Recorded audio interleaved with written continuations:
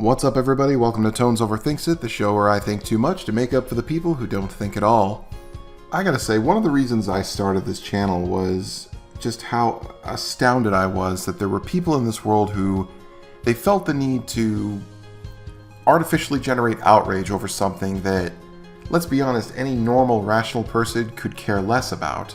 But the particular brand of individual I disliked the most were the kind of people who they didn't just overinflate outrage of something that happened, but they had to make up stuff that didn't happen.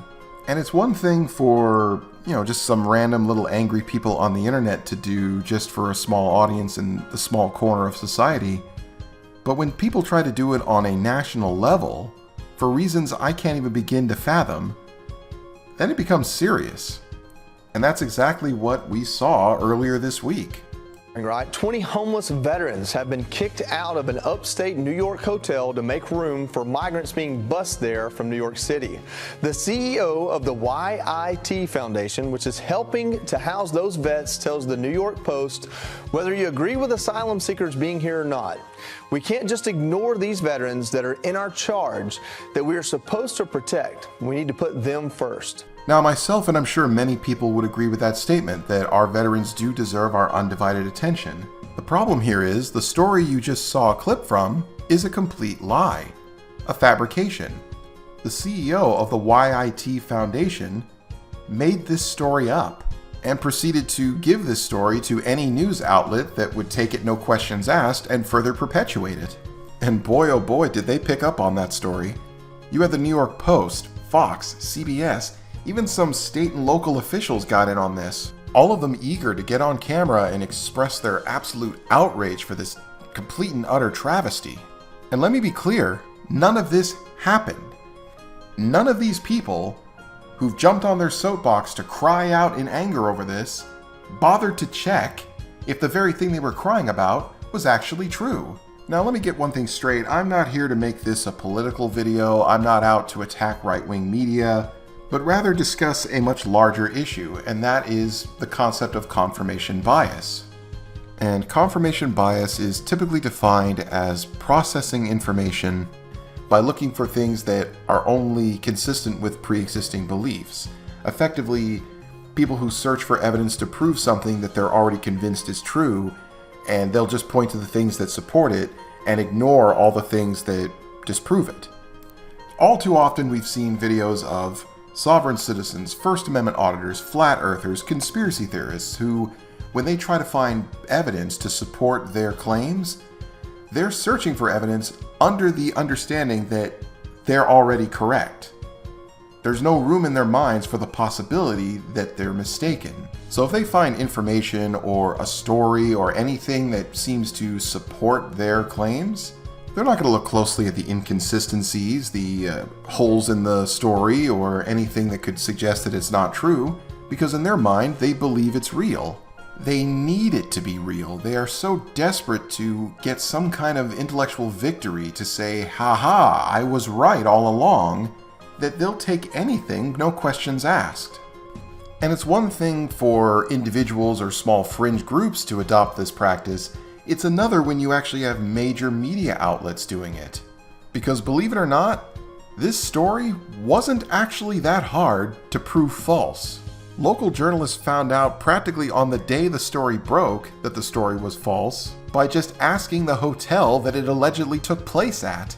And management not only confirmed that there were never any veterans staying in their hotel, and thus were never kicked out, but even if there were, even after the asylum seekers came to stay there, the hotel wasn't even booked to capacity, so nobody was displaced whatsoever. Now, while indeed this is a blunder on behalf of mainstream media, it's actually not them that I have the most issue with in this story. They were good enough to issue retractions and try to set the record straight, which is more than what we get from some certain independent journalists out there. And even some of those state and local officials are now turning around to call for an investigation into the fraud, having been pretty much duped. No, for me, I take issue with the person behind this entire mess. The CEO of the YIT Foundation, Sharon Finch. I mean, the lengths this woman went to sell this lie is beyond belief. She handed lawmakers and news outlets financial records that were false. She doctored up fake credit card receipts showing that she had paid for rooms that were never paid for veterans that didn't exist. And these fake records didn't even hold up to scrutiny the moment they were examined by experts. And when they couldn't find these veterans who were supposedly kicked out of this hotel, she went and bribed a couple of homeless guys to pose as the veterans supposedly evicted. I would put a comedic clip in here from a Mel Brooks movie to express my profound disbelief in that, but the truth is, it's not funny.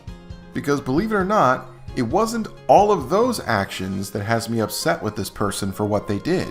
I'm disappointed in Finch because she herself is a former veteran. Her foundation was helping to reduce veteran homelessness in this country. YIT, the name of her foundation, are the initials of her son, who is said to have been born premature and tragically passed away only 7 months later. So because of what she's done, her organization, her deceased son's name, is now tied to this entire scandal. And for what? Why compromise all that? Why tarnish everything for a lie? You have an obligation to aid real live veterans out there who are struggling. Why do you need to conjure up some out of thin air to push your narrative that they're not being well taken care of? Because let's remember, at the end of the day, there weren't veterans in that hotel that were kicked out to make room for asylum seekers. If such a thing is happening in real life elsewhere, by all means, I hope that that information does come to light. But if it's not happening, why do you feel the need to live in a world where it does? Why do you feel like the world has to have something wrong with it in order for you to be right? And it's not just a fake news story we're talking about here, I mean in general. Why do we need to be living in a world that's actually flat, but a huge conspiracy has gone out of its way to cover it up? Why do we need to be in a world where every member of law enforcement is corrupt and set out with the sole objective to find someone and make their life difficult or worse and prematurely?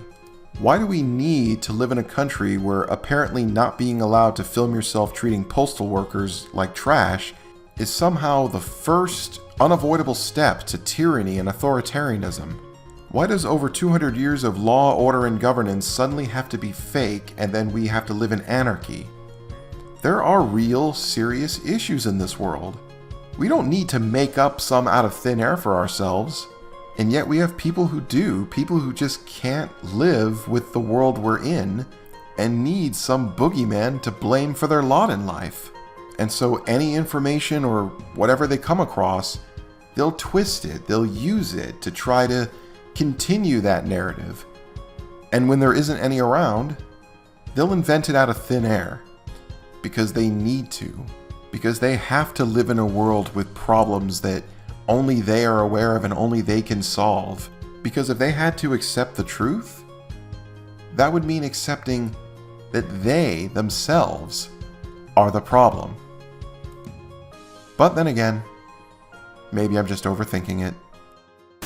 Thanks for watching, everybody. If you like what you see here and you want to see even more in the future, please consider subscribing to my channel. Also, feel free to share your thoughts down in the comment section. I always love to read them. Till next time.